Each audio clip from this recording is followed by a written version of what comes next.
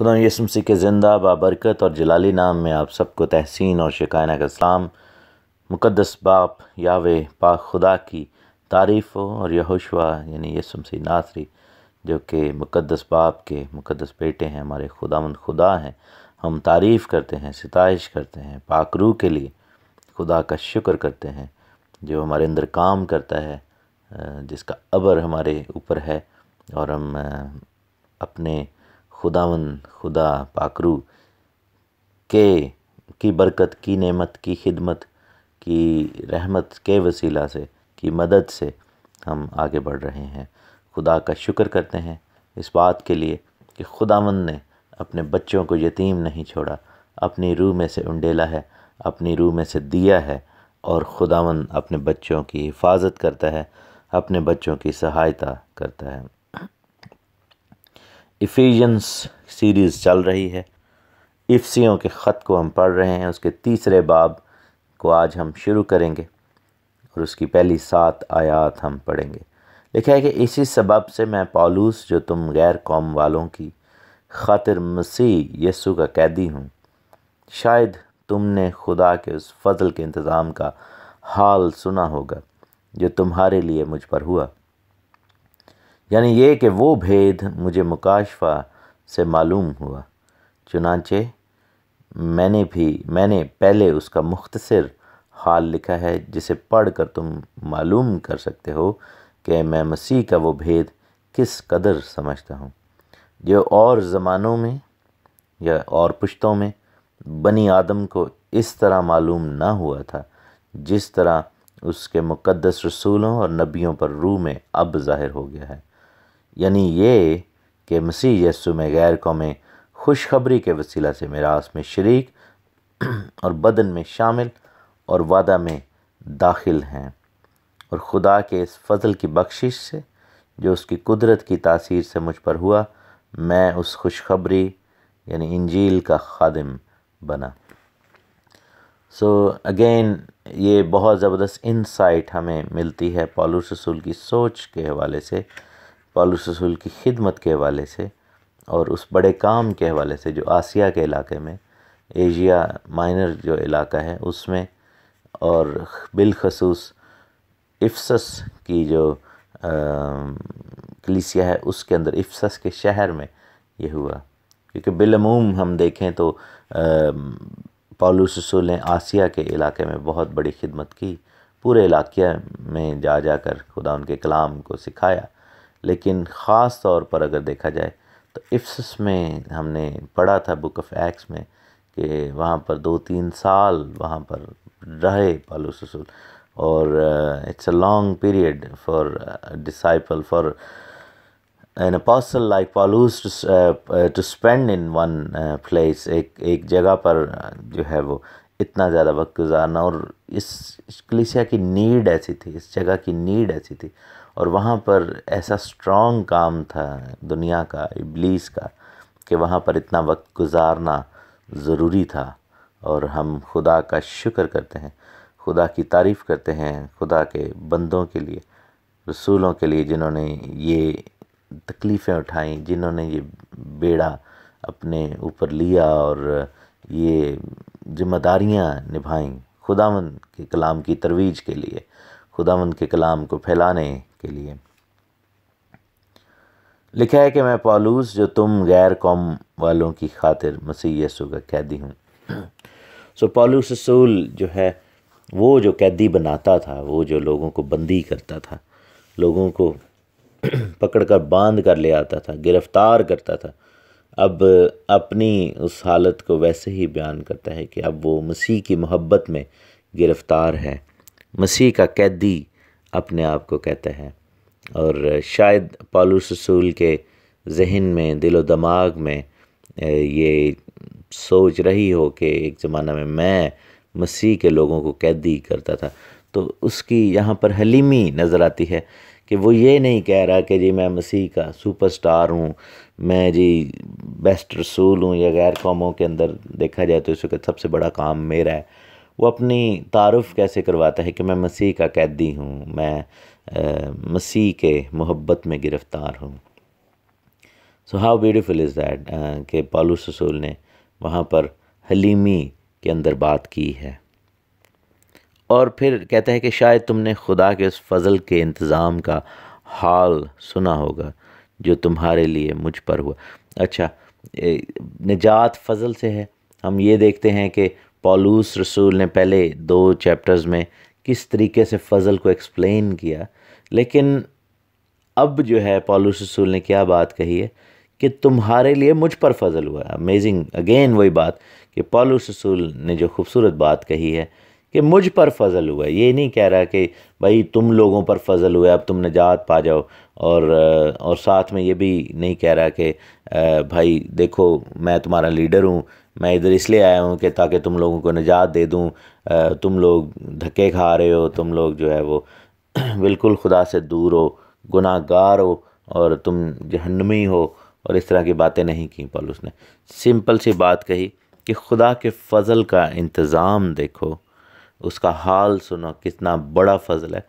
और लिखा है कि तुम्हारे लिए वो फ़ज़ल मुझ पर हुआ है, यानी कि फ़ज़ल की मुनादी करना मेरे अज़ीज़ों, फ़ज़ल के कलाम को लोगों तक लेकर जाना और खुदावंद की खुशखबरी को लोगों तक पहुंचाना जो है, इससे बड़ा फ़ज़ल कोई और नहीं।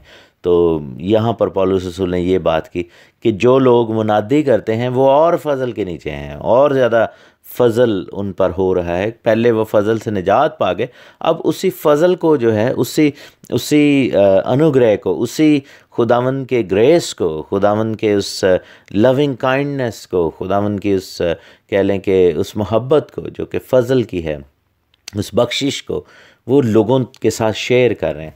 सो ये बेसिकली एक मसीही ईमानदार जो खुदावंद के लोग हैं, उनका जो है वो पिनिकल है लाइफ का, उनकी ज़िंदगी का सबसे बड़ा कह लें कि सबसे बड़ा ये उनका प्रिविलेज है एक तरीके से कि फ़ज़ल की मुनादी करना। So this is very very big, this is amazing. और मैं ये समझता हूँ कि पौलुस रसूल की इनसाइट जो है, उनकी सोच ये यहाँ पर नज़र आ रही है। और उन्होंने कहा कि तुम्हारी वजह से मुझ पर फजल हुआ, तुम्हारे लिए मुझ पर फजल हुआ, ताकि मैं तुम्हारे पास आ सकूं और खुदावंद के कलाम की मुनादी कर सकूं। सो वो उस खिदमत को जो खुदावंद ने दी है, पौलुस रसूल ने ये नहीं किया कि जैसे टीवी पर बड़े बड़े खादम आजकल आते हैं और वो बड़ा ड्रेसअप हो के और कहते हैं कि जी भाई देखो जी हम हमारे अंदर ये नेमते हैं जी, ये खुदावंद ऑपरेट कर। ऐसे नहीं, ही सेइंग कि भाई तुम लोगों की वजह से मुझ पर फजल हुआ कि मैं आज यहाँ पर आकर एक हकीर सा इंसान, मसीह का मैं कैदी हूँ, और इधर आकर मैं तुम लोगों से कलाम शेयर कर रहा हूँ। मैं तो इस लायक भी नहीं था, लेकिन खुदावंद ने मुझ पर ये फजल किया है। सो हम खादमों को पौलुस रसूल की इस अल्फाज से, पौलुस रसूल की इस अप्रोच से, इस माइंडसेट से, पौलुस रसूल की सोच से सीखना होगा, मुत्तफ़िक होना होगा और उसको कॉपी करना होगा। हमें उस चीज़ को ऐसे ही लेकर जाना होगा। ये सोच खुदावंद यीशु मसीह की भी तो थी। खुदावंद ने ये कहा था ना कि तुम में जो बड़ा होना चाहे वो सबका खादम बने, वो सबसे छोटा हो जाए, सबके पैर धोवो, वो झुक जाए सबके आगे। और फिर कहता है कि यानी वो भेद मुझे मुकाशफा से मालूम हुआ। मेरे अज़ीज़ों, फ़ज़ल का भेद मुकाशफा है। खुदावंद की निजात का इल्म जो है वो मुकाशफा है। ये जब किसी पर कश्फ होता है, खुलता है, तो वो फिर शख्स जो है वो फिर रुका नहीं रह सकता। मुझे याद है कि ऐसे में बहुत सारे एक्सपीरियंस हो चुके हैं कि लोगों को जब कलाम की मुनादी हुई या लोगों के दिलों को खोला तो रात भर वो रोते रहे, और सुबह उठ के मुझे फ़ोन कर रहे हैं और कह रहे हैं कि अब हमसे नहीं रहा जाता, हम खुदावंद के आगे बढ़कर खुदावंद का काम करना, हम तौबा करना चाहते हैं, हम बपतिस्मा लेना चाहते हैं, हम अपनी ज़िंदगी खुदावंद को देना चाहते हैं। इनिशिएटिव अंदर आ जाता है। और ये कहना, चुप करके बैठे रहना, मुंह में घुंघड़ियाँ डाल देना और कुछ ना करना खुदावंद के लिए, और जैसे वो मैं एक भाई को भी कह रहा था कि रुस रुस बहना, बहाने ढूंढना कि खिदमत ना ही की जाए, और हर उस चीज़ को मुर्द इल्ज़ाम ठहराना कि जी भाई इसकी वजह से मैंने नहीं खिदमत की, तुम्हारी वजह से मैंने खिदमत नहीं की, मेरी ये जो है ना रीज़न है। ये चीज़ें मैं समझता हूँ कि पीछे हैं। अगर वाकई ही मुकाशफा है खुदा का, तो कलाम हड्डियों में सुलगती आग बन जाएगा। हम फिर रुकेंगे नहीं। चाहे देखें, हम सब गिरते उठते हैं, हम सब में कमियां हैं, हम सब में प्रॉब्लम्स हैं, हम सब कम हैं। पौलुस ने भी यही बात की कि मैं छोटा हूँ सबसे, लेकिन खुदा का कलाम ये कहता है कि वो भेद फ़ज़ल का इंतज़ाम जो है मुकाशवा है। चुनाचे मैंने पहले उसका मुख्तसर हाल लिखा, जिसे पढ़कर तुम मालूम कर सकते हो कि मसीह का वो भेद मैं किस कदर समझता हूँ। उसने हम्बली ये बात की है, अपने नॉलेज के बारे में उनको बताया कि कलाम की ये बातें मैं समझता हूँ। क्यों? क्योंकि वो कैसे समझता था? क्योंकि वो शरा का आलम था। पौलुस रसूल जो थे वो शरीयत को समझने वाले, गमलीएल के शागिर्द, ठीक है ना। इतना बड़ा उस्ताद, इतना बड़ा, जिसको रबान कहा जाता है, यानी रब्बियों का रब्बी, रबान गमलीएल यहूदियों के अगर उसमें जो देखा जाए तालमूद में, तो रबी गमलीएल जिसका शागिर्द पौलुस था उसको रबान कहा जाता है। रबान से मुराद यह है कि इज़्ज़त के साथ, जैसे मुसलमानों में एक हज किया हो तो हाजी, और ज़्यादा किया तो अलहाज उसको कर देते हैं, ठीक है ना। तो मतलब उनका मेन बंदा था, रब्बियों के ऊपर भी रब्बी, इतनी हिकमत खुदा ने उसको दी।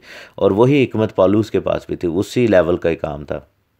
और कलाम को वो समझने वाला शख्स, शरीयत का बहुत बड़ा आलम, और ऐसा खुदा का कलाम के उसके नुक्ते और शोशों को समझने वाला शख्स। और वो कह रहा है कि मैंने इसलिए ये फ़ज़ल का हाल मुख्तसरन थोड़ा सा फ्लेवर इसलिए दिया, थोड़ा सा खुलासा इसलिए लिख के भेजा, ताकि तो तुम लोगों को अंदाज़ा हो जाए कि कलाम को मैं समझता हूँ, मैं थोड़ा बहुत तो समझता हूँ। अगेन वही बात है कि जितना बड़ा बंदा होगा उतना ही वो झुका होगा, जितना बड़ा दरख्त होगा, जितना फलदार होगा उतना ही वो झुका होगा।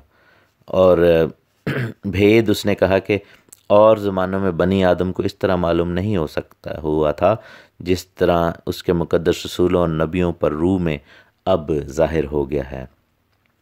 सो ये चीज़ें खुदावन ने छुपाई, भेद की बातें थी। आप ये देखें कि इवन खुदा यीशु मसीह नासरी ने जब वो मिनिस्ट्री कर रहे थे तो बहुत सारी चीज़ों के बारे में कहा लोगों को कि अभी ना बताना। और इब्लीस को, यानी बेस्ट केप्ट सीक्रेट इसको कहा जाता है, इब्लीस को मालूम ही नहीं था कि जिसको वो मार रहा है सलीब पर, या वो बेसिकली अपने पैरों पर कुल्हाड़ी मार रहा है, कि उसके मरने से ही सारा कुछ होगा। सो ये खुदा का इंतज़ाम था। तो इब्लीस ने अपनी तरफ से बड़ी गेम की कि जी इसको ही मार देते हैं, जैसे बाकी नबियों को मार दिया था। तो मोस्टली नबियों को कत्ल किया गया और उनको शहीद किया गया पुराने दौर में भी। और यही चीज़ खुदावंद ने भी की थी कि सारे नौकरों को मारा और फिर बेटे को भी मार दिया। और इब्लीस ने सोचा कि अच्छा, जैसे बाकियों को मैंने नबियों को मरवाया तो इसी तरह इसको भी मार देते हैं। लेकिन वो भेद ज़मानों से छुपा हुआ था, नहीं मालूम था कि वही मौत और मुर्दों में से जी उठना जो है वो बनी आदम के लिए और ख़ास तौर पर गैर कौमों के लिए खुदा की कौम में शामिल हो जाने का सबब बन जाएगा, खुदा की कौम के अंदर पैवस्त हो जाने का दरवाज़ा बन जाएगा। और मसीह ने इसीलिए कहा था कि मैं दरवाज़ा हूँ। और लिखा है कि अब रूह में ज़ाहिर हुआ है मुक़द्दस रसूलों और नबियों पर। सो बात यह है कि there is only one person that can reveal this revelation upon you about the grace of Yahushua और यावे। और खुदा के फ़ज़ल की भेद की दौलत को अगर कोई शख्स आप पर रिवील कर सकता है, आप पर खोल सकता है, तो वो खुदावंद का रूह है। और रूह में ही जो है ये चीज़ें अब अयां हुई हैं, रूह में ही ये चीज़ें लोगों तक पहुँची हैं। और मुक़द्दस रसूलों और नबियों पर भी अभी रूह के वसीले से पहुँची। यानी ये कि मसीह यस्सु में गैर कौमें खुशखबरी के वसीले से मिरास में शरीक और बदन में शामिल और वादा में दाखिल हैं। आप ये देखें कि कौम बनी इसराइल को हुक्म था कि गैर कौम में शादी नहीं करनी, उनके साथ फ़िज़िकली मुलव्वस नहीं होना, ता ना हो कि वो तुम्हें अपने माबूदों के प्रस्तिश के लिए भड़काएं और तुम बुत परस्ती में चले जाओ। लेकिन ये है कि उन्हीं गैर कौमों को खुदावंद ने फिर मसीह यीशु में शामिल किया ताकि वो अपने बुतों को और अपने माबूदों को छोड़कर, उनको दूर करके, उनको दफ़ा करके, उनको तोड़ कर खुदावंद में आ जाएं। और जैसे बाप इब्राहिम जो कि गैर कौम में रहता था, उसको निकाल कर खुदावंद ने अपनी कौम बना लिया। यही कुलिया, यही फार्मूला बाद में फिर हमारे लिए मसीह यस्सु में पूरा होता नज़र आता है। और फ़ज़ल की बख्शिश यही है कि कौमें अब मिरास में शामिल हैं, बदन में शामिल हैं, वादा में शामिल हैं। और उसकी कुदरत की तासीर से लिखा है, मुझ पर हुआ और मैं इस खुशखबरी का खादम बना। अगेन हम्बल एंडिंग के मैं खादम हूँ, मैं छोटा हूँ, मैं खुशखबरी के लिए ग़ुलाम हूँ, मैं मसीह का कैदी हूँ। सो अगर हमारा एटीट्यूड ये रहेगा, हलीम है अगर हम, और पाकीज़गी है, तो खुदावंद हमारे ऊपर रहम करेगा और अपने मुकाशफ़ों को खोलेगा। आप अगर खिदमत करना चाहते हैं तो इन आयात को सामने रखें, और कैसी ज़बरदस्त ये आयात हैं और कैसी ज़बरदस्त इसमें खूबसूरत बात कही गई। खुदावंद आप सबको बरकत दे, मसीह यस्सु के मुक़द्दस और जलाली नाम में, आमीन। खुदा यीशु मसीह के ज़िंदा बाबरकत और जलाली नाम में आप सबको तहसीन और शिकाना का सलाम। खुदा सबको बड़ी बरकत दे, अपने रहम के हाथ को बढ़ाए और अपने लोगों को छुए, अपने करम और फजल की निगाह अपने लोगों पर करे।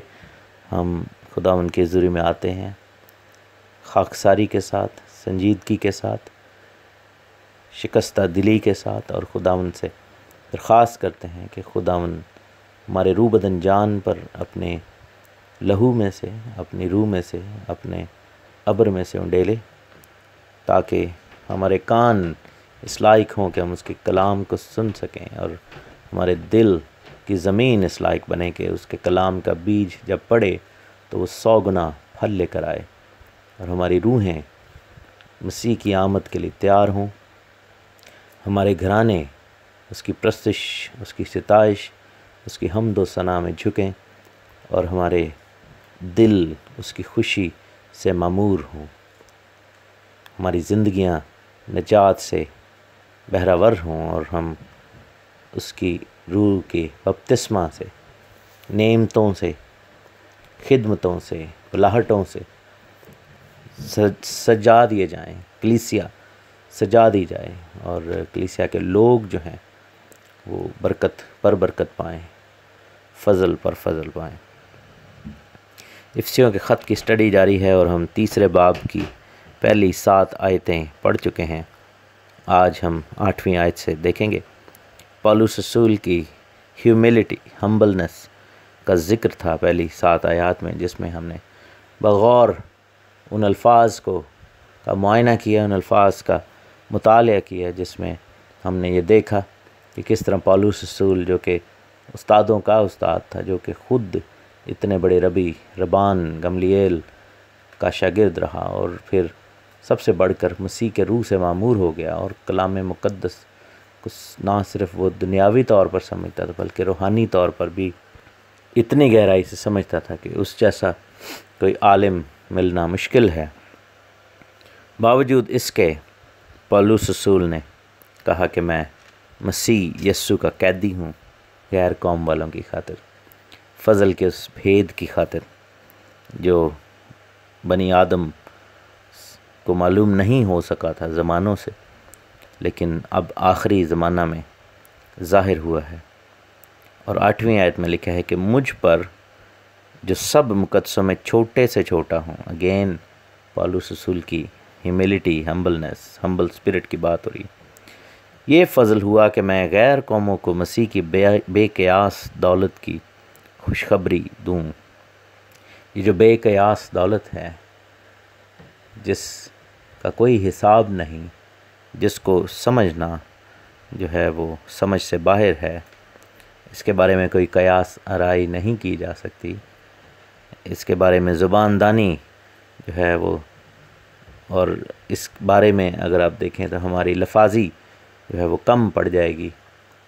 जो मर्ज़ी हम कर लें, जितने मर्ज़ी आलिम हों, जितने मर्ज़ी फ़ाज़िल हों, जैसा कि खुदावंद के कलाम में लिखा भी है कि अगर मेरी हज़ारों ज़ुबानें हों और वो बैक वक्त तारीफ़ गाएं लोग, तो भी हम खुदावंद के उस फ़ज़ल, खुदावंद की उस रहमत, खुदावंद के उस करम, खुदावंद के जलाल और उसकी बुज़ुर्गी, उसकी मोहब्बत जो हम हकीरों के साथ है, उसको उसका हम कयास नहीं कर सकते, उसके बारे में हम क्या बात करें, कैसे बात करें, क्योंकि हम बहुत छोटे हैं और वो अज़ीम तर है, अज़ीम तरीन है, वो खुदाए कादरे मुतलक खुदा है। पौलुस रसूल ने इसी खाकसारी का, इसी हलीमी का मुज़ाहिरा किया और कहा कि सब मुक़द्दसों में छोटे से छोटा हूँ, और उस पर यह फ़ज़ल हुआ, मुझ पर फ़ज़ल हुआ। बार बार आप इस ज़ुबान को इस्तेमाल होता हुआ देखें कि फ़ज़ल दूसरों पर, और लाइक पौलुस पर तो हुआ ही हुआ, लेकिन जो मुनादी की जा रही है, मुनादी ये की जा रही है कि भाई आप पर फ़ज़ल खुदा ने किया, लेकिन वो लोगों को ये नहीं कहते कि आप पर फ़ज़ल हो रहा है, भाई आप अपने गुनाह को छोड़। वो बार बार खुदा का बंदा जो है वो पौलुस रसूल वो अपने ऊपर बात ले आता है और कहता है कि मुझ पर फ़ज़ल हुआ, यानी कि इधर से ही जो है वो हलीमी की बात हमें नज़र आती है। लिखे कि सब मुक़द्दसों में छोटे से छोटा हूँ। अगेन जो अपने आप को मसीही कहते हैं या कहलवाते हैं, जो खादम कहना या कहलवाना चाहते हैं, जो लीडर बनना चाहते हैं, जो लीडरी में आना चाहते हैं, जो किसी तरीके से अपने आप को कोई चीज़ समझना चाहते हैं, जो ये समझते हैं कि उनके पास कुछ है, डज़न्ट मैटर क्या है, लेकिन अगर कोई ये समझे कि उसके पास कुछ है, तो जब तक वो ये अल्फाज ना बोले कि मैं छोटे से छोटा हूँ, उसका इल्म जो है वो नाकिस है, उसका जो सोच है वो नामुकम्मल है, और वो सोच जो है वो मैं यूँ ही कहूँगा कि फ़जूल है, क्योंकि ज़्यादा जान लेना हमारे लिए क्या फ़ायदा मंद, कुछ भी इसमें फ़ायदा तो नहीं है। हम में से बहुत सारे ऐसे दोस्त हैं जो बहुत गहरे तरीके से कलाम को समझते हैं, जो कलाम की बड़ी बड़ी बातों को, बड़े बड़े मुकाशफों को जानते हैं, लेकिन वो ज़ाती मफाद के अलावा उसमें क्या है। उसमें हम जब देखते हैं अपनी ज़ात को, तो उसमें यानी कि ज़्यादा ख़तरा खुद नमाई का है, ज़्यादा ख़तरा गिरा दिए जाने का, ज़्यादा ख़तरा तकब्बुर और गुरूर के आ जाने का है, क्योंकि जितना गिफ्ट जिसके पास है उतनी ही आजमाइश उसकी बड़ी होगी, और इब्लीस के पास उसको आजमाने के लिए, उसको गिराने के लिए, उसको पटखने के लिए, उसको घेरने के लिए ज़्यादा मवाद होगा। अब ये देखें कि मसीह यस्सु को ये बरकत जब मिली, मसलन खुद वो बरकत का मंबा है, लेकिन इंसानी खिदमत में जब हम देखते हैं कि बपतिस्मा लिया और पानी में से बाहर आए, तो एक आवाज़ आई आसमान से, बाप खुदावंद कादर मुतलक खुदाए जुल जलाल की, यहोवा पाक खुदा की आवाज़ आई कि ये मेरा प्यारा बेटा है। अब ये नेमत जो है, ये हम देखते हैं कि वहाँ पर काम की, उसने डिक्लेरेशन हुआ, मसीह के बारे में अनाउंसमेंट हो रही है। बाप ने आसमान पर से पुकारा और कहा कि ये मेरा प्यारा बेटा है। अब दुनिया को, वहाँ पर खड़े लोगों को मालूम होगा कि ये खुदा का बर्रा है। जो यूहन्ना बपतिस्मा देने वाला था, उसने ये बात कही, बाप ने पुकारा कि ये मेरा प्यारा बेटा है। पाकरू की हुजूरी वहाँ पर नज़र आती है। तो इब्लीस ने सबसे पहला काम क्या किया कि मसीह को घेरा और मसीह को कहा कि अगर तू खुदा का बेटा है तो अपने तई नीचे गिरा दे, अगर तू खुदा का बेटा है तो इन रोटियों से कह दे, पत्थरों से कह दे रोटी बन जाए, अगर तू खुदा का बेटा है। वो उन्हीं अल्फाज को मसीह के ख़िलाफ़ इस्तेमाल कर रहा था। सो जो नेमतों के पीछे जाना चाहते हैं, मैं कहूँगा कि बड़ी खुशी के साथ जाएं, क्योंकि पौलुस रसूल ने यही बात भी कही कि रूहानी नेमतों की आरज़ू रखो, रूहानी नेमतों की आरज़ू रखो। खुसूसन जो है नबूवत के वाले से भी बात ये हुई। तो ये नेमतें मेरे अज़ीज़ों हमारे लिए हैं, ये नेमतें हमारे ही लिए हैं, ये पाकरू ने हमें देनी है, हमारे लिए मखसूस हैं, मुकर्रर हैं, कलीसियाई खिदमत के काम आती हैं। लेकिन वो इंग्लिश में कहते हैं ना कि with power comes responsibility, with power, जो है क़ुव्वत और इख्तियार के साथ जो है इंसान को बुर्दबारी आ जाती है, उसके पास वो रिस्पॉन्सिबल हो जाता है, उसको ज़िम्मेदारी भी साथ में दी जाती है। लेकिन उसका उल्ट क्या है कि जब कोई शख्स जो है किसी तोड़े या किसी बुलाहट या किसी बुलावे या किसी मुकाशफे को हासिल करे और सडनली उसका दिमाग जो है वो उलट जाए और वो अपने आप को कोई शय समझने लग जाए, वो ये सोचे कि शायद मैं ही दुनिया में इसका हकदार था और मेरे अलावा और कौन हो सकता था इस चीज़ को हासिल करने के लायक, तो वो फिर शख्स नुकसान उठाएगा, बहुत ज़्यादा नुकसान उठाएगा, क्योंकि खुदावंद दिया वापस तो नहीं लेता, लेकिन क्या फ़ायदा कि जो खुदावंद ने दिया, बाइबल में लिखा ना कि जो खुदावंद का है वो खुदावंद को दे दो। तो जो खुदावंद ने दिया है वो खुदावंद ही के काम पर लगे तो बेहतर है। लेकिन अगर वो नेमत, अगर वो बरकत, अगर वो बुलाहट, अगर वो मुकाशफा वो इब्लीस के हाथ में खिलौना बन जाए और इब्लीस के हाथ में वो एक ऐसा हथियार बन जाए जो हमारे ही ख़िलाफ़ इस्तेमाल हो रहा हो, बजाय इसके कि वो नेमत जो खुदा ने हमें दी है वो इब्लीस की बादशाही के ख़ात्मे के लिए इस्तेमाल हो और खुदा की बादशाही के बढ़ोतरी के लिए इस्तेमाल हो, लेकिन वो अगर हमारे अगेंस्ट, हमारी ज़ात के ख़िलाफ़, हमारी बुलाहट के ख़िलाफ़, खुदा की बादशाही के ख़िलाफ़ और इब्लीस के हक़ में इस्तेमाल होना शुरू हो जाए, तो वो चीज़ कितनी बाइस शर्म है, बाइस मायूसी है और नाखुशी का बाइस है। तो पौलुस के अल्फाज पर गौर करें। अगर फ़ख्र करना है तो पौलुस जैसे बंदे के पास बहुत मवाद था फ़ख्र करने के हवाले से, कर सकता था, लेकिन और एक ख़त में आगे ही अगर हम देखें, फ़िलिपियों में जाएंगे तो उसने कहा कि जो है वो भरोसे के हवाले से मैं सबसे ज़्यादा ख्याल कर सकता हूँ अपना, मैं अपने आप पर फ़ख्र कर सकता हूँ। उसने कहा कि 8वें दिन मेरा ख़तना हुआ, इसराइल की कौम और बिन्यामीन के कबीला का हूँ, इब्रानियों का इब्रानी हूँ, शरीयत के एतबार से मैं फ़रीसी हूँ, जोश के एतबार से कलीसिया का सताने वाला, शरीयत की रास्तबाजी के एतबार से बेऐब। तो लेकिन आगे जाकर कहते हैं कि जितनी चीज़ें मैंने नफ़ा की थीं उन्हीं को मैंने मसीह की खातिर नुकसान समझ लिया है। तो मेरे अज़ीज़ों, बादशाही को सबसे ऊपर रखें, सबसे मुक़द्दम रखें, सबसे पहले रखें, तो बात बनेगी। यहाँ पर यही बात 8वीं और 9वीं आयत में आज हम इन्हीं 2 आयतों को पढ़ेंगे। और कहा कि ये फ़ज़ल मुझ पर हुआ है, गैर कौमों को मसीह की बेक़यास दौलत की खुशखबरी दूँ। इतनी बड़ी दौलत है मसीह की, फ़ज़ल और खुशखबरी, इंजील, ये इससे बड़ी दौलत क्या हो सकती है। बहुत सारे लोग दौलत के पीछे भी भागते हैं, शोहरत के पीछे भागते हैं, बहुत सारे लोग जो हैं वो नाम के पीछे भागते हैं, बहुत सारे लोग जो हैं वो मुख्तलिफ़ तरह के मकामात के पीछे, बहुत सारे ओहदों के पीछे भागना चाहते हैं। लेकिन पौलुस रसूल ने खुशखबरी को सबसे बड़ी दौलत करार दिया और लिखा कि सब पर यह बात रोशन करूं कि जो भेद अज़ल से सब चीज़ों के पैदा करने वाले खुदा में पोशीदा रहा, उसका क्या इंतज़ाम है।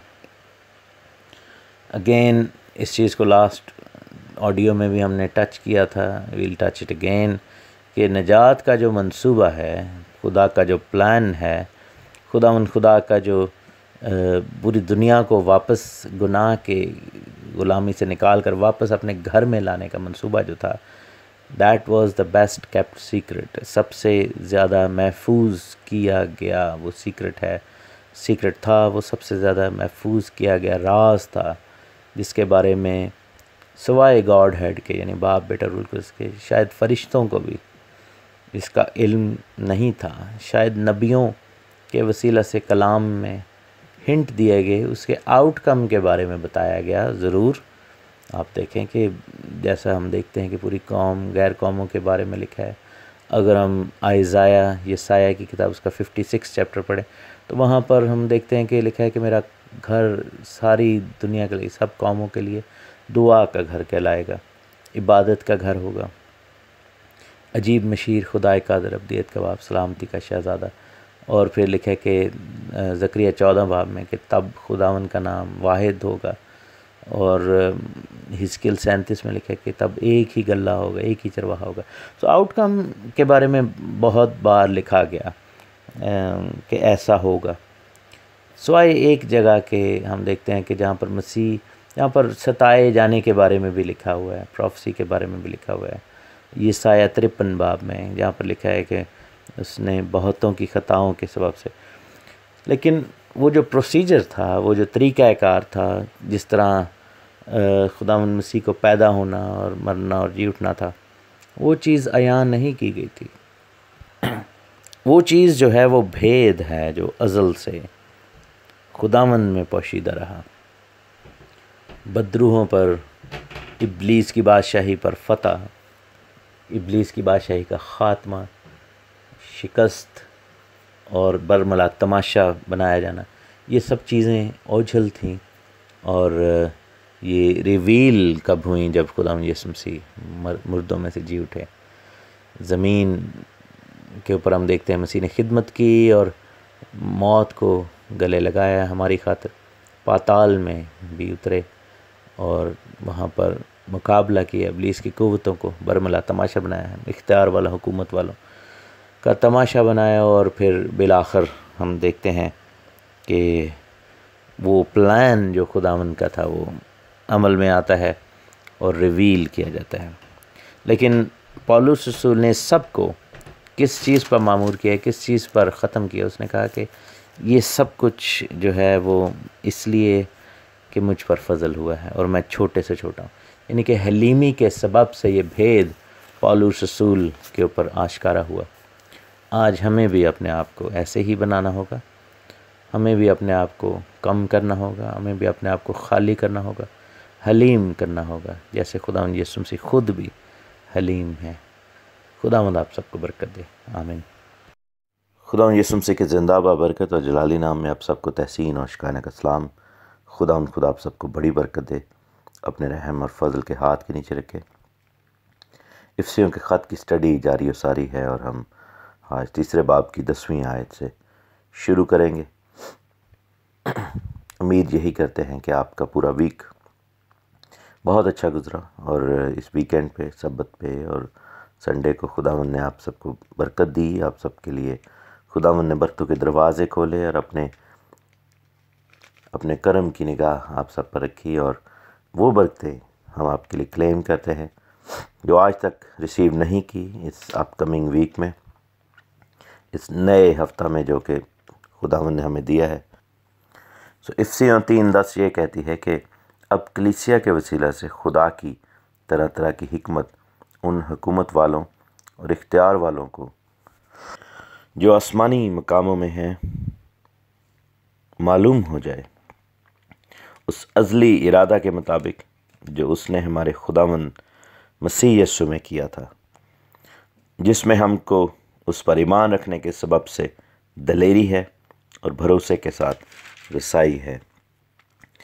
बस मैं ये दरख्वास्त करता हूँ कि तुम मेरी इन मुसीबतों के सबब से जो तुम्हारी खातिर सहता हूँ हिम्मत ना हारो, क्योंकि वो तुम्हारे लिए इज़्ज़त का बायस है।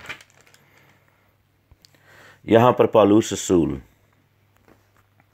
उन मुसीबतों का ज़िक्र करते हैं, उन बातों का ज़िक्र करते हैं जो कि हमने बुक ऑफ एक्ट्स में पढ़ी कि किस तरीके से इंटरनल एंड एक्सटर्नल जो मुसीबतें थीं वो बर्दाश्त करनी पड़ी। और मेरे अज़ीज़ों, जब जब आप रूहानी जंग में आएंगे, जब जब आप रूहानी जंग का हिस्सा बनेंगे, जब जब आप रूहानी जंग के अंदर इन्वॉल्व होंगे, आप मुसीबतों का शिकार ज़रूर होंगे। आप उन मुसीबतों के अंदर से गुज़रेंगे और इब्लीस जो है आपके ख़िलाफ़ काम करना चाहेगा। लेकिन एक चीज़ याद रहे, एक चीज़ याद रखें, वो ये है कि इब्लीस जो मर्ज़ी कर ले, इब्लीस जो मर्ज़ी हमारे रास्ते में ले आए, जैसा मर्ज़ी चीज़ें हमारे ख़िलाफ़ करने की कोशिश करे, हम फ़तहमंद हैं, क्योंकि बाइबल ये हमें बताती है कि मसीह को हर इख्तियार और हुकूमत और कुदरत और रियासत और हर एक नाम से बुलंद कर दिया गया, जो इस जहान में है और जहान के अलावा भी। यानी आसमान पर, ज़मीन के नीचे, हर जगह में जहाँ जहाँ कोई ना कोई नाम लिया जाता है, किसी ना किसी का नाम है, हर उस नाम से ज़्यादा मसीह का नाम है। और इस चीज़ के लिए हम खुदा का शुक्र करते हैं कि उस फ़तहमंद मसीह को हम मानते हैं, उस फ़तहमंद मसीह के पैरोकार हैं, फ़तहमंद मसीह की मौत और जी उठने में हम शामिल हैं और उस फ़तह को अपने साथ लेकर चलते हैं। मुसीबतों का आना ज़रूर है, लेकिन मुसीबत में मुस्तैद मददगार जो है, मुसीबत में हमारी कुमक जो है वो खुदावंद की तरफ से आती है। और इन आयात में ये मैंडेट दिया गया है, इन आयात में कलीसिया को एक बात बताई और समझाई गई है। इन आयात में कलीसिया के लिए ये बरकत कही गई है, और वो ये है कि कलीसिया के वसीला से मेरी और दुनिया में कोई भी ऐसा ज़रिया नहीं है जिसके वसीला से ये काम हो सके। और लिखा है कि खुदा की तरह तरह की हिकमत उन हुकूमत वालों और इख्तियार वालों को जो आसमानी मकामों में हैं मालूम हो जाए। सो कलीसिया के ज़िम्मे दोहरी ज़िम्मेदारी है। पहली ज़िम्मेदारी ये है कि खुदा की तरह तरह की हिकमत को ज़ाहिर किया जाए, खुदावंद की हिकमत, खुदावंद के कलाम को, पाकरू की नेमतें हैं जितनी भी, उनको ज़ाहिर किया जाए। हिकमत का कलाम, इल्मियत का कलाम, रूहों का इम्तियाज़, मौजज़ात, शिफा की कुदरत, और ये सब नेमतें, नबूवतें, गैर ज़ुबानों के तर्जुमे, ये सब जो नेमतें हैं, ये खुदावंद चाहता है कि ये हम उस हिकमत को ज़ाहिर करें, उन मुकाशफात को ज़ाहिर करें। सो कलीसिया के ज़िम्मे ये काम है। तो आपको इस चीज़ को रिकग्नाइज़ करना होगा कि आपके ज़िम्मे क्या काम है। पहला काम यह है कि खुदावंद की हिकमत को, खुदावंद की हुजूरी को, खुदावंद के जलाल को, खुदावंद की रूह की बातों को दुनिया तक लेकर जाना है, दुनिया तक फैलाना है, और पूरी दुनिया को मालूम होना चाहिए। हर जगह पर ये बात जो है वो साबित की जाए, और ये कलीसिया की ज़िम्मेदारी है, और ये मैंडेट जो है वो कलीसिया को दिया गया है। इस ज़मीन पर अगर पाकरू के काम को इस्टेब्लिश करना है तो वो कलीसिया की ज़िम्मेदारी है, कलीसिया के ज़िम्मे है, और कलीसिया ऐसा करे। और अगर नहीं कर रही तो फिर मुश्किल है, क्योंकि कलीसिया अपने उस ज़िम्मेदारी से पीछे हटती है, कलीसिया वो काम नहीं कर रही। तो हमें कितना ज़्यादा ज़रूरी है कि खुदावंद के कलाम की इस आयत के मुआफ़िक हम वो काम करें जो कि खुदावंद की हमसे मर्ज़ी है और खुदावंद हमसे करवाना चाहता है। सो कलाम ये कहता है कि कलीसिया के वसीला से खुदा की तरह तरह की हिकमत उन हुकूमत वालों और इख्तियार वालों को जो आसमानी मकामों हैं मालूम हो जाए। सो दूसरा हमने क्या करना है? सो पहला काम है कि खुदावंद की हिकमत को, खुदावंद की खिदमत को, खुदावंद के अजीम काम को हमने ज़ाहिर करना है। और दूसरा काम क्या है कि उन हुकूमत वालों और इख्तियार वालों को जो आसमानी मकामों में हैं उनको ये चीज़ मालूम होनी चाहिए। मीन्स कि रूहानी जंग जो है उसमें ये काम जो है वो हो। तो जब हम खुदावंद की कुदरत को, खुदावंद की हिकमत को, खुदावंद की नेमत को हम दिखाते या अपनी ज़िंदगियों में से अमल में लाते हैं, स्पेशली जब कलीसिया इन चीज़ों में ऑपरेट करती है, तो ये सबसे पहले जो बात नोटिस की जाती है वो उन हेवनली फोर्सेस की तरफ से की जाती है, क्योंकि उस जगह से आग उठती दिखाई देती है, उस जगह से खुदावंद की आग का धुआं उठता दिखाई देता है, उस जगह से बखूर का अबर दिखाई देता है, पाकरू की जुम्बिश वहाँ पर हो रही होती है। जिस कलीसिया में खुदा का काम इस तरीके से होगा, सो हम खुदावंद के सामने इस चीज़ को लेकर झुकते हैं, खुदावंद के सामने इस चीज़ का इकरार करते हैं कि खुदावंद, हम चाहते हैं कि ऐ खुदावंद हमें भी ये बरकत मिले, और खुदावंद ऐसा करने पर, खुदावंद देने पर कादिर है।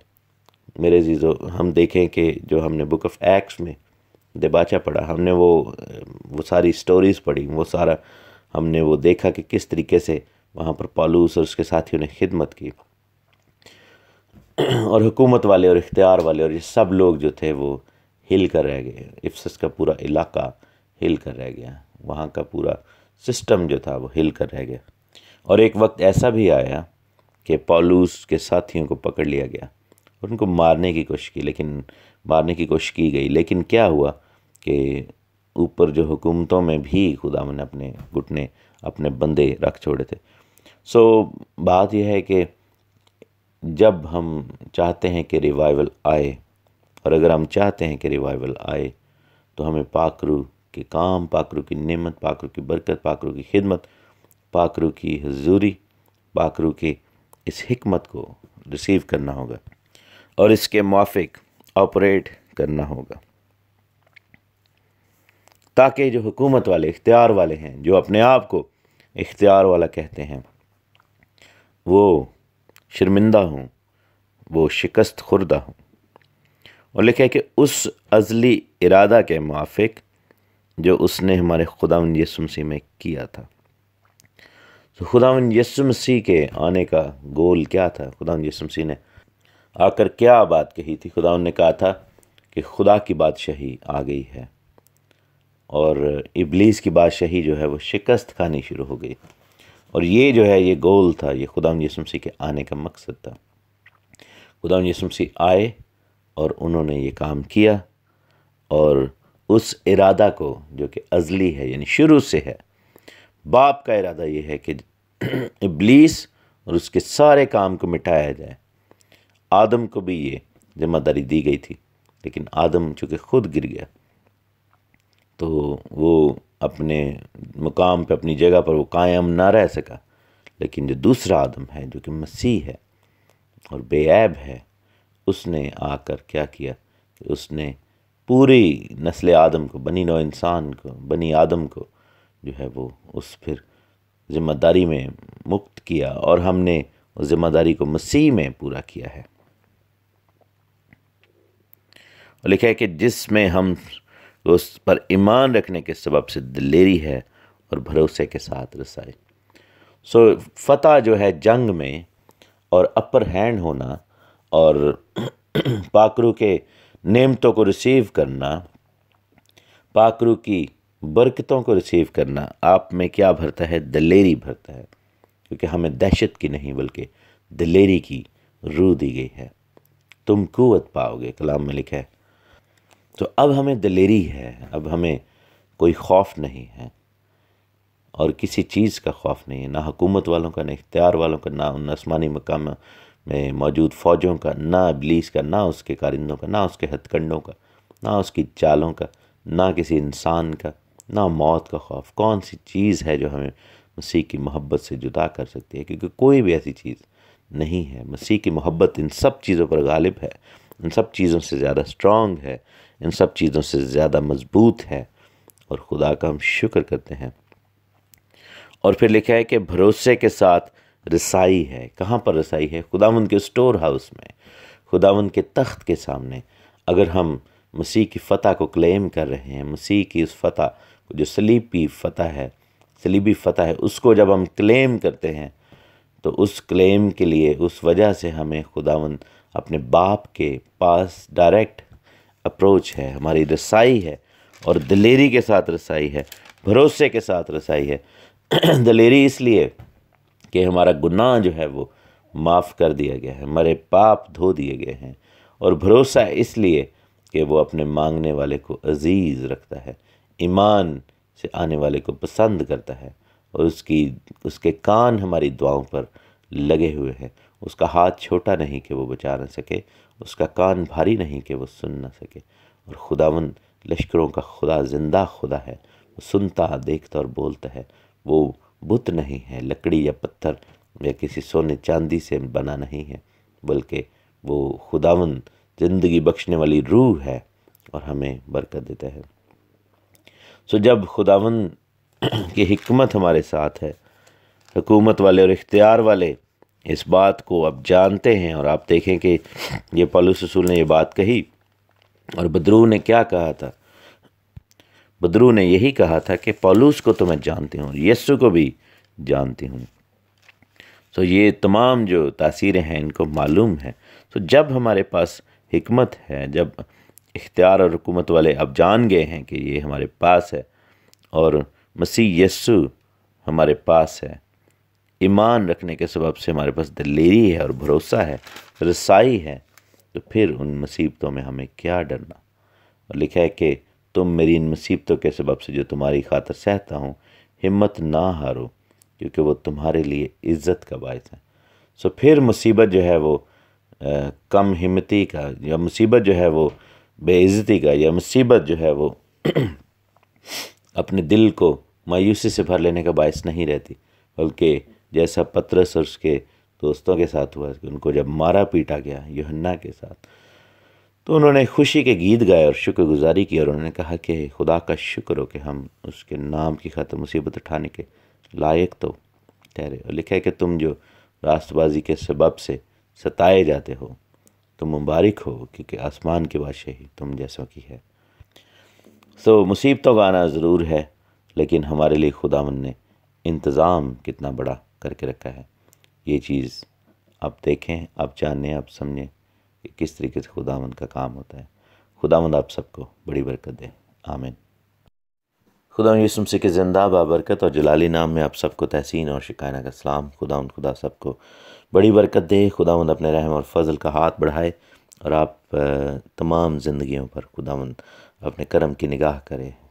इफ्सियों के ख़त की स्टडी हम कर रहे हैं, इफ़िशियंस चैप्टर 3 एंड उसकी 13th वर्स तक हमने पढ़ लिया है। आज 14th वर्स से यानी 14वीं आयत से हम शुरू करेंगे और खुदा उनका शुक्र करते हैं क्योंकि इस किताब को, इस कलाम मुक़द्दस को पढ़ने वाले लोग मुबारक हैं। जब मैंने इसे किताब, तो इसका मतलब इफ्सियों का ख़त नहीं बल्कि पूरी बाइबल की बात हो रही है कि खुदावंद के लोग जब कलाम मुक़द्दस को खोलते हैं, कलाम मुक़द्दस पर ध्यान करते हैं, खुदावंद के मुँह की बातों को समझना चाहते हैं, तब खुदावंद अपना फ़ज़ल करता है और रहम करता है और हम पर अपने बरकतों के दरवाज़े खोलता है। 14वीं आयत ये कहती है कि इस सबब से मैं उस बाप के आगे घुटने टेकता हूँ। किस सबब से? दुख सहने के सबब से, क्योंकि उससे पिछली आयत लिखा है कि हिम्मत नहीं हारनी मुसीबतों के सबब से जो तुम्हारी खातिर मैं सहता हूँ। जब दुख सहा गया, जब मुसीबत आई गई, तो पौलुस रसूल ने कहा कि मैं इस सबब से उस बाप के आगे घुटने टेकता हूँ, यानी कि खुदावंद बाप हमारे जो आसमानी खुदा हैं, यहोवा पाक खुदा।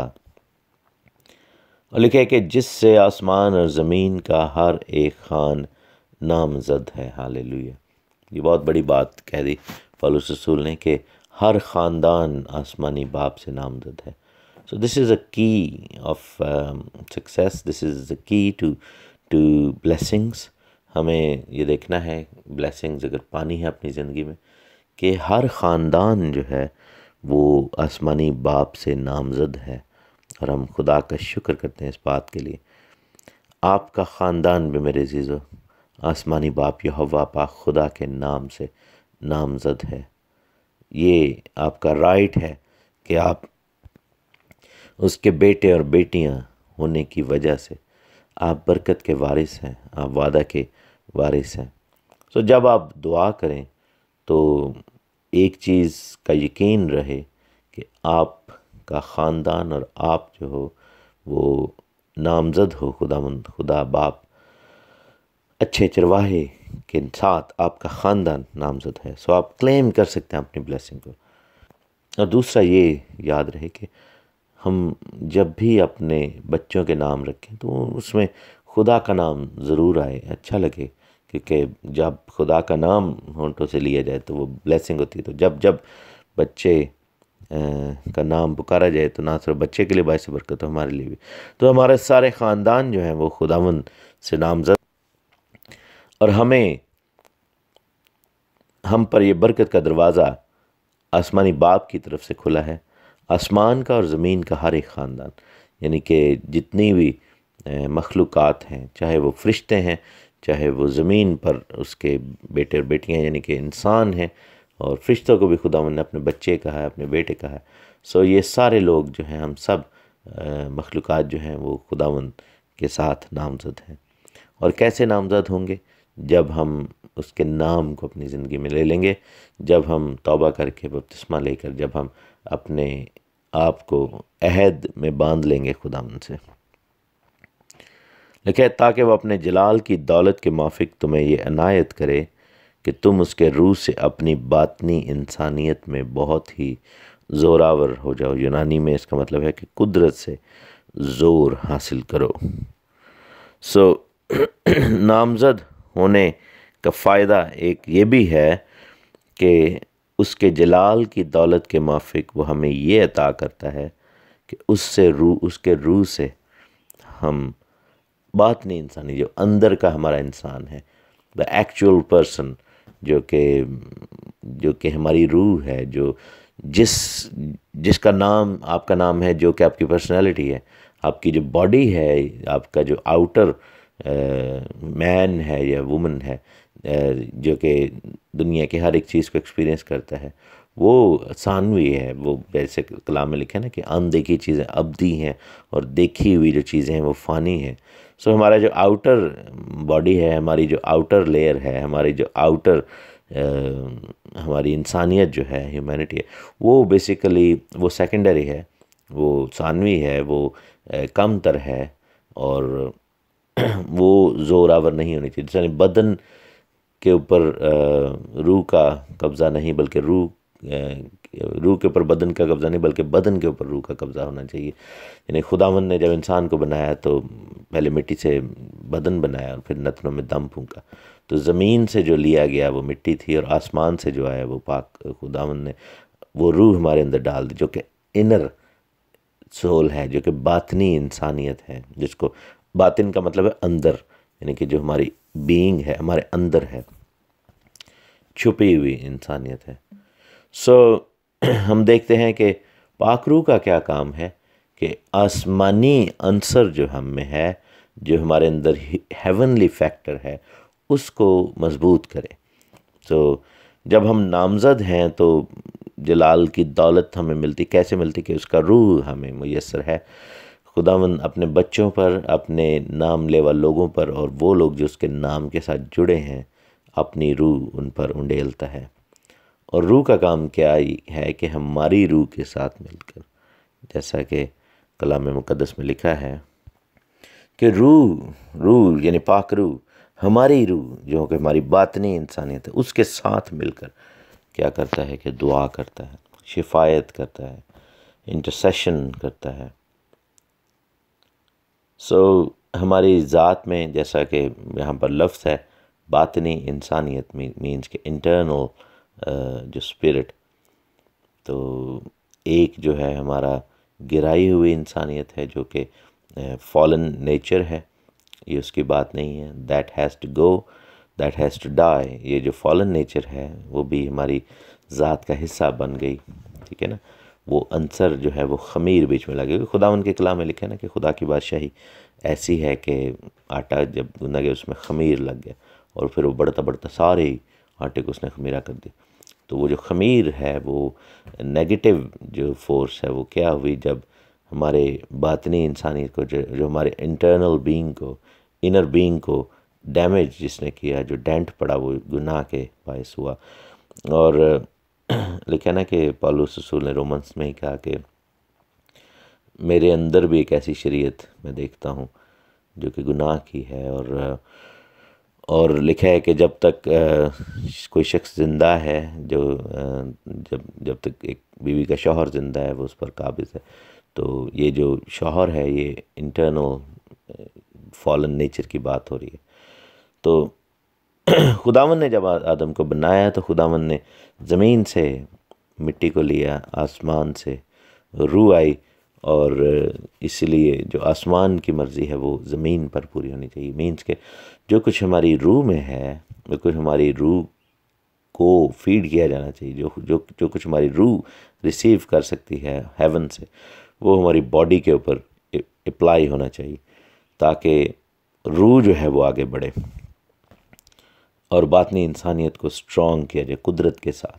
सो पाकरू इसलिए बड़ा ज़रूरी है कि पाकरू जब आता है तो वो हमारे इनर बीइंग को, जो कि खुदा की मर्ज़ी है, हमारी रूह को, क्योंकि लिखा है ना कि जो खुदा का है वो खुदा को दो, तो हमारी रूह जो है वो खुदा की तरफ से आई है, तो हमें ये खुदा को देनी चाहिए। हमें उसका इस्तेमाल जो है, रूह जो है खुदावंद के हाथ में जानी चाहिए, ना कि इब्लीस के। सो यहाँ पर हम यही देखते हैं कि लिखा है कि ज़ोरावर हो जाओ, कुदरत से ज़ोर हासिल करो।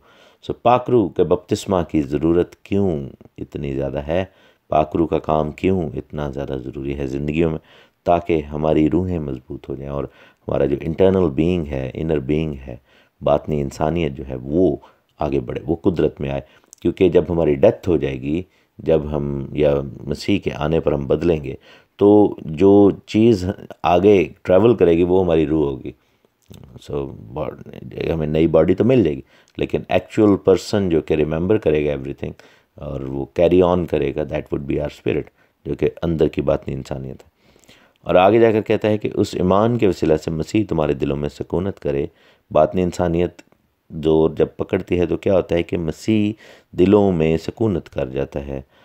पाकरू जब आता है तो मसीह दिल में सुकूनत करता है, क्योंकि लिखा है ना कि तुम्हारे जब नया अहद बांधूंगा तो वो शरीयत तुम्हारे दिल पर लिख दूंगा, पाकरू तुम्हारे दिलों पर आइन को लिख देगा। तो शरीयत जो है वो मसीह है, खुदा का कलाम जो है वो मसीह है।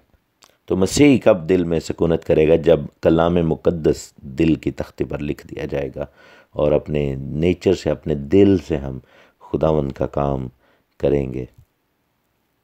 तो लिखा है कि मसीह तुम्हारे दिलों में सुकूनत करे, जो कि बातनी इंसानियत के ज़ोरावर होने का निशान है। और लिखा है कि ताकि तुम मोहब्बत में जड़ पकड़ के और बुनियाद कायम करके सब मुकद्दसों समेत बखूबी मालूम कर सको कि उसकी चौड़ाई, लंबाई, ऊंचाई और गहराई कितनी है। तो क्या होगा कि मसीह की ज़ात के पहलू को हम अपना लेंगे और we will become like Christ. हम जो है वो अपने आप को मसीह की मानिंद बनाएंगे, मसीह की मानिंद चलना शुरू हो जाएंगे, नक्शे कदम पर चलेंगे। और चौड़ाई, लंबाई, ऊंचाई और गहराई जो है, आप ये देखें कि नए यरूशलेम की जब बात हुई थी मुकाशवा में, बुक ऑफ रेवलेशन में, तो उधर वहाँ पर ऊंचाई, लंबाई, चौड़ाई, गहराई का जिक्र है। और हैकल जो नया यरूशलेम का जो हैकल है, सो दुल्हन जो है, नया यरूशलेम जो है वो मसीह की मानंद है। तो इसलिए यहाँ पर ये अल्फाज यूज़ किए गए। इसके अंदर बहुत गहरा मुकाशवा है, लेकिन मैं ये नहीं समझता कि ये ऑडियो के अंदर जितना टाइम रह गया ये मुतहम्मल हो सकता है इस चीज़ का कि उसके बारे में ज़्यादा लंबी बात कर सकूं। लेकिन जो हासिल कलाम है, जो कि बॉटम लाइन है, वो ये है कि खुदावंद के ख़ानदान है हमारा नाम खुदावंद से जुड़ा है। उसका नतीजा क्या निकलता है कि हमें पाकरू मिलता है। पाकरू के आने से क्या होता है कि हमारी इंटरनल बीइंग जो है, इनर बीइंग जो है, हमारी बातनी इंसानियत जो है वो ज़ोरावर होती है। उससे क्या होता है कि मसीह हमारे दिलों में सुकूनत करता है। उससे क्या होता है कि मोहब्बत, जो मसीह की मोहब्बत है और आपसी मोहब्बत है, वो हमारे अंदर काम करना शुरू कर देती है। उससे क्या होता है कि हमारा जो अपीयरेंस है, रूहानी अपीयरेंस, हमारा जो शक्ल का बदलना है, वो मसीह की मानंद हो जाता है। मसीह की लंबाई के मुताबिक हम लंबे, मसीह की चौड़ाई के मुताबिक हम चौड़े, मसीह की ऊंचाई के मुताबिक हम ऊंचे, मसीह की गहराई के मुताबिक हम गहरे। और लिखा है कि फिर आगे जाकर लिखा है, और मसीह की उस मोहब्बत को जान सको जो जानने से बाहर है, ताकि तुम खुदा की सारी मामूरी तक मामूर हो जाओ। हालेलुया। तो ये कितनी बड़ी बात कर दी कि फिर क्या होता है कि जब हम मसीह की मानंद बनना शुरू हो जाते हैं, तो तब हम मसीह की उस मोहब्बत को जान सकते हैं, the eternal love, the agape love, जो कि अनकंडीशनल लव है, जिसको हम वैसे नहीं मालूम कर सकते। It's impossible to grasp the depth of Christ love, या खुदा का जो प्यार है, उसकी असलियत, उसकी गहराई, उसकी कह लें कि उसकी हमागिरी को समझना जो है वो नामुमकिन है। उसको जो मर्ज़ी कर लो, वो नहीं आप पा सकते unless you are filled with the Holy Spirit, जब तक आप खुदा के रूह से मामूर नहीं हैं। और लिखा है कि हत्ता कि ऐसे कि खुदा की सारी मामूरी तक मामूर हो जाओ। कितनी बड़ी बात है कि खुदा क्या चाहता है कि हम उसकी मामूरी से मामूर हो जाए, यानी कि खुदावंद की मानंद बन जाएं, खुदावंद के वसाइफ हमारे अंदर हो जाएं, खुदावंद के एट्रीब्यूट्स जो है वो हमारे अंदर हो जाएं।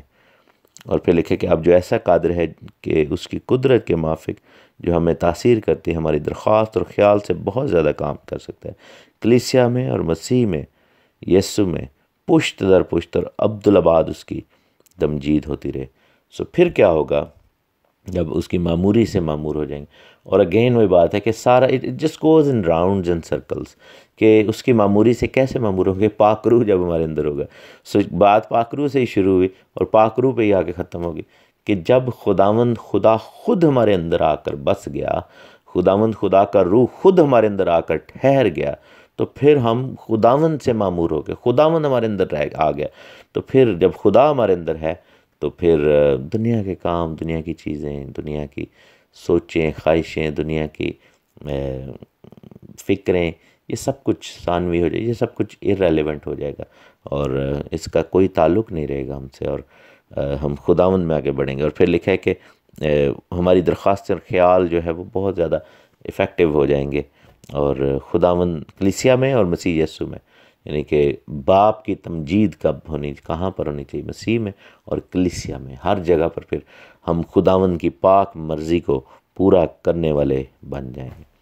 सो रीकैप ये है कि we are all the family of God, खुदावंद के ख़ानदान के लोग हैं, रूह से मामूर हैं, इंटरनल बीइंग बातनी इंसानियत में ज़ोरावर होते हैं, मोहब्बत में जड़ पकड़ते हैं, मसीह के कद के अंदाज़ा के मुआफ़िक बढ़ते हैं ताकि उसकी मोहब्बत को जान सकें, और खुदा की सारी मामूरी से मामूर हो जाते हैं क्योंकि खुदा का रूह हम में आकर बस जाता है, खुदा खुद हमारे अंदर आ जाता है ताकि रूह और सच्चाई से उसकी तारीफ़ हो, और कलीसिया और यीशु में बाप की पुश्त दर पुश्त और अब्दुलआबाद तमजीद होती रहे। इन आयात का ये मतलब है। खुदावंद खुदा आप सबको बड़ी बरकत दे। आज हमने तीसरे चैप्टर को भी फिनिश किया, कल से हम चौथे चैप्टर की स्टडी करेंगे। खुदावंद आप सबके साथ हो। आमीन।